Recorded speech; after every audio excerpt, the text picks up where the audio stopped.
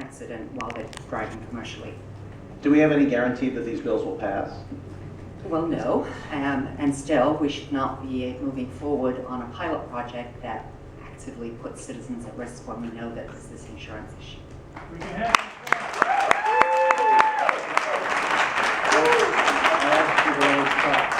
Let us deliberate.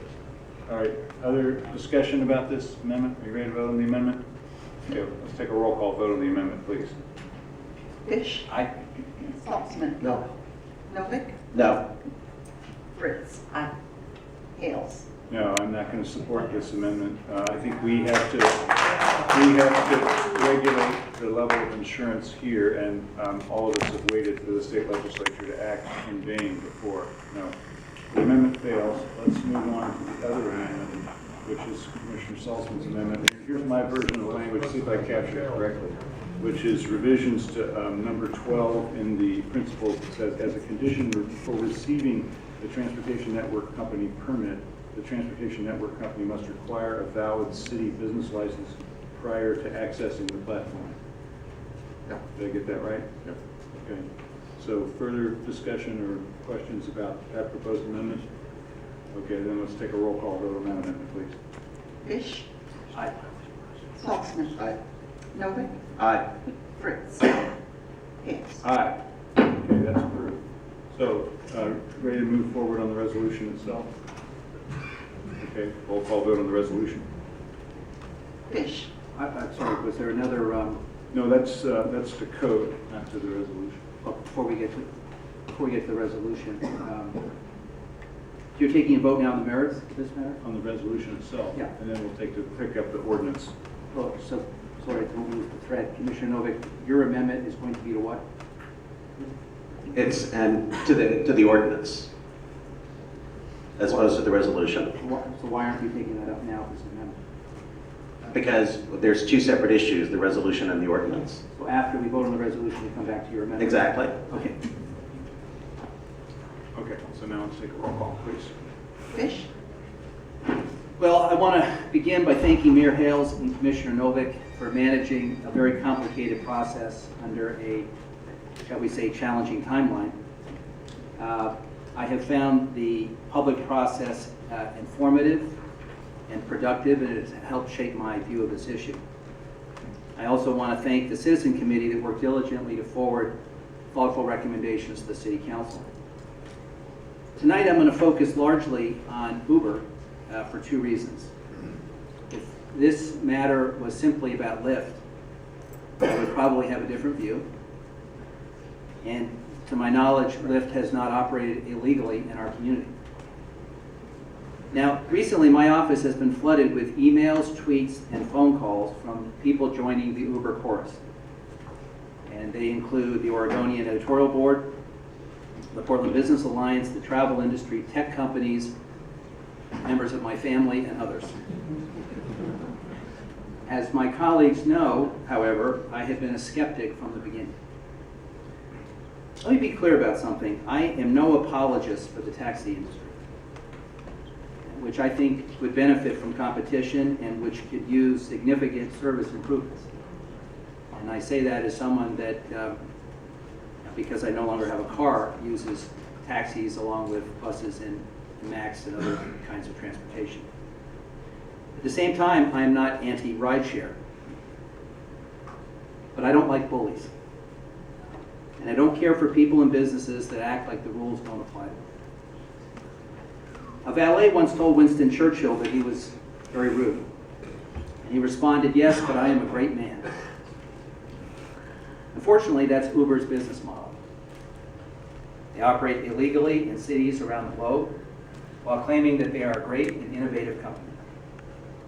That, in fact, is what they did here in Portland. In fact, it's a metaphor for our economy as a whole. Big and powerful play by one set of rules, while everyone else plays by another set of rules. I was struck recently that a number of Wall Street firms that were bailed out by taxpayers during the Great Recession reported record profits. At the same time, one of the families featured in American Winter, right here in Oregon, is facing the foreclosure of their home. I've applied a number of filters to this process, and my decision-making has been guided by a set of values. About level playing field, about protecting low-income families and people with disabilities, about protecting health and safety of riders, and about ensuring compliance with our laws.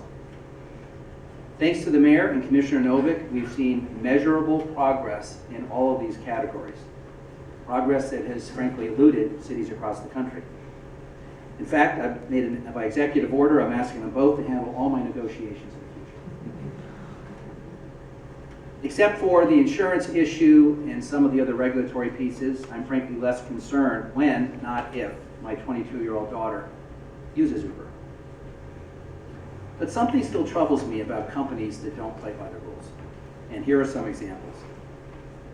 Despite what we've heard throughout this process, Uber is currently operating illegally in cities across the globe. Operating in a way that puts the public at great risk because there's no regulatory framework. Uber's user agreement is one of the most anti-consumer documents I've ever read. It disclaims liability and it shifts legal risks to drivers and passengers.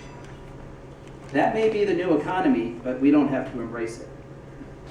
And they're using the best lawyers across the country to enforce the terms of their one-sided agreements.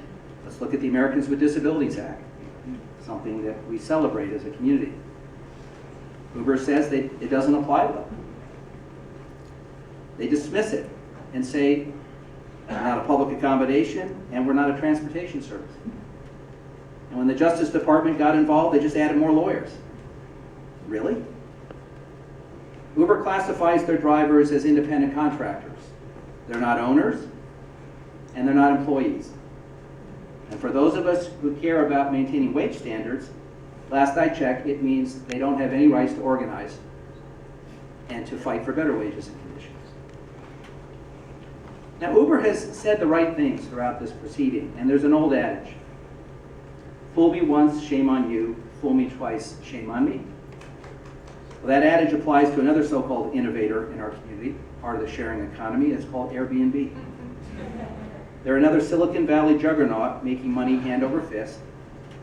Even after we work with them to establish regulations for operating legally in our city, and the mayor welcomed them on reasonable terms, 95%, by the last estimates, of hosts are still not complying with our laws, so we can't guarantee that guests are safe. Airbnb says all the right things, but they still grant access to their platform to hosts who refuse to follow community standards. Uber, I might add, is belatedly saying all the right things. In fact, they're being lauded now for taking a kinder, gentler approach in Portland. At the end of the day, for me, it's deeds, not words, that matter. And their track record speaks loudly about their corporate ethics. On the basis of the record before us, I'm not ready to green light an experiment in deregulation where things could go horribly wrong for consumers.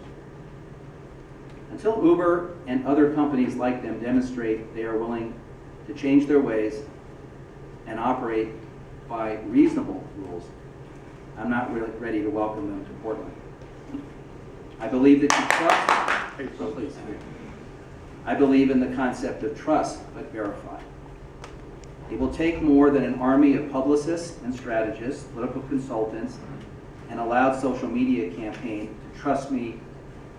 to convince me to trust Uber. They will have to earn my trust over the next 120 days.